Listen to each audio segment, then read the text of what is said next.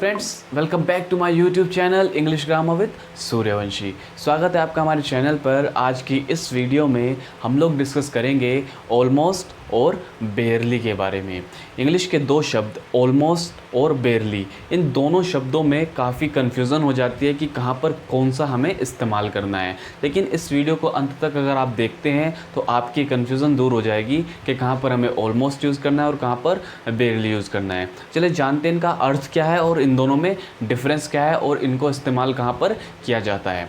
देखिए, बहुत ही आसान है दोनों का अर्थ निकालना, लेकिन कन्फ्यूज़न हो जाती है कई बार, लेकिन अब नहीं होगी। देखिए, सबसे पहले जानते हैं ऑलमोस्ट का क्या अर्थ होता है।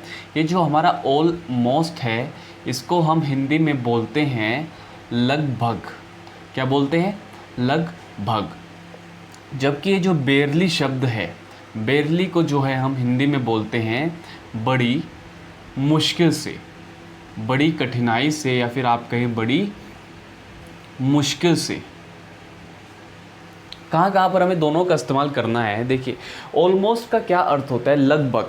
या आप कोई कार्य करने वाले हो या आपने कोई कार्य किया लेकिन उस कार्य को करने में थोड़ा सा रह गया, यानी वो कार्य पूरा होते होते रह गया।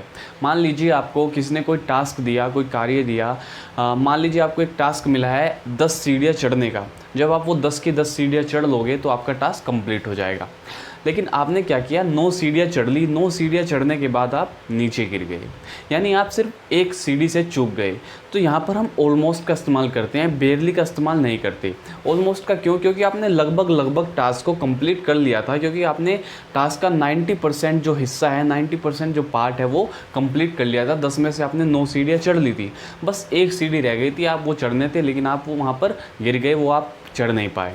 तो ये क्या होता है? ऑलमोस्ट हम वहाँ पर यूज़ करते हैं कि कोई कार्य होने वाला होता है लेकिन बस रह जाता है, होते होते रह जाता है, यानी कंप्लीट नहीं होता है। ठीक है, मान लीजिए आपके दोस्त ने आपके किसी दूसरे दोस्त को मारते मारते रह गया, यानी वो मार देता उसको लेकिन मार नहीं पाया, यानी मारते मारते रह गया। तो यानी वो कंप्लीट नहीं हुआ, टास्क जो है वो कंप्लीट नहीं हुआ, होते होते रह गया। तो वहाँ पर हम क्या करते हैं कि लगभग उसने उसे मार ही दिया था, तो वहाँ पर हम ऑलमोस्ट का यूज़ करते हैं कि he had almost killed him. He had almost killed him, कि उसने लगभग उसे मार ही दिया था। तो यहाँ पर हम ऑलमोस्ट का यूज़ करेंगे। अब बेयरली का यूज़ कहाँ करेंगे? ये जो बेयरली है इसका मतलब होता है बड़ी मुश्किल से। सेम, यदि आपको वही टास्क मिला है 10 सीढ़ियाँ चढ़ने का, आपने 7 से 8 सीढ़ियाँ आराम से चढ़ी, लेकिन जब 9वीं सीढ़ी आप चढ़ने लगे तो आपने बड़ा समय लगाया, बड़ी मुश्किल से आप 9वीं सीढ़ी चढ़े। उसके बाद आप 10वीं सीढ़ी चढ़े, लेकिन बहुत ही कठिनाई से। जैसे ही आपने 10वीं सीढ़ी चढ़ी, आप ऊपर चढ़े तो आप एकदम औंधे मुँह गिर पड़े, यानी आप बिल्कुल थक गए, आपके अंदर बिल्कुल टायर्डनेस आ गई, यानी आपने बड़ी मुश्किल से उस 10वीं सीढ़ी को चढ़ा, उसको पार किया। तो वहाँ पर हम इस बेयरली शब्द का इस्तेमाल करते हैं, क्योंकि आपने बड़ी ही मुश्किल से उस 10वीं सीढ़ी को चढ़ा। तो जब आप किसी चीज़ को कंप्लीट कर लेते हो लेकिन बहुत ही मुश्किल से, यानी मतलब बस कर ही ली, हो ना पाती लेकिन आप कर गए, तो बड़ी मुश्किल से किया, तो आप क्या यूज़ करेंगे? बेयरली यूज़ करेंगे। और यदि आप करते करते रह गए, बिल्कुल थोड़ी सी चीज़ से चूक गए, तो वहाँ पर आप ऑलमोस्ट यानी लगभग का इस्तेमाल करेंगे। कुछ एग्जांपल्स हम लेते हैं, कुछ उदाहरण लेते हैं, उन उदाहरण से हम थोड़ा अच्छे से समझ पाएंगे। देखिए, एक उदाहरण हो सकता है कि आई, ऑलमोस्ट का पहले ले लेते हैं। I almost missed my flight.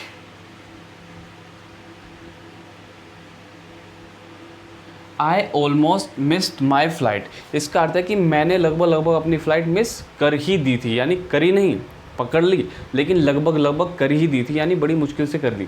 ठीक है, लगभग मिस हो गई थी लेकिन हुई नहीं। ठीक है, सो काम कंप्लीट हुआ नहीं, यानी वो मिस हुई नहीं लेकिन ऑलमोस्ट हो ही गई थी। ठीक है, सो यहाँ पर हम यूज़ करेंगे I almost missed my flight.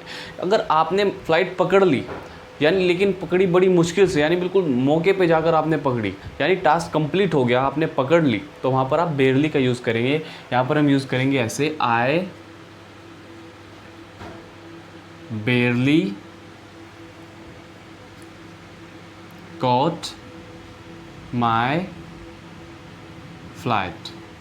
I barely caught my flight, यानी मैंने जो अपनी फ़्लाइट पकड़ी है वो बड़ी ही मुश्किल से पकड़ी है, बड़ी ही मुश्किल से पकड़ी है। कुछ और एग्जांपल्स ले लेते हैं, जैसे Rohan had almost reached there.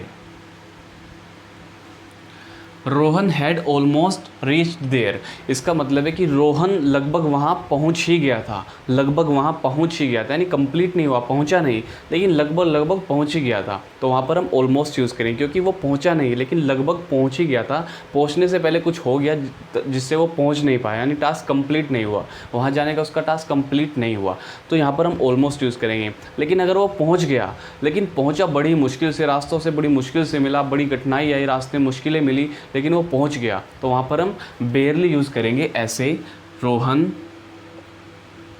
Had barely reached there.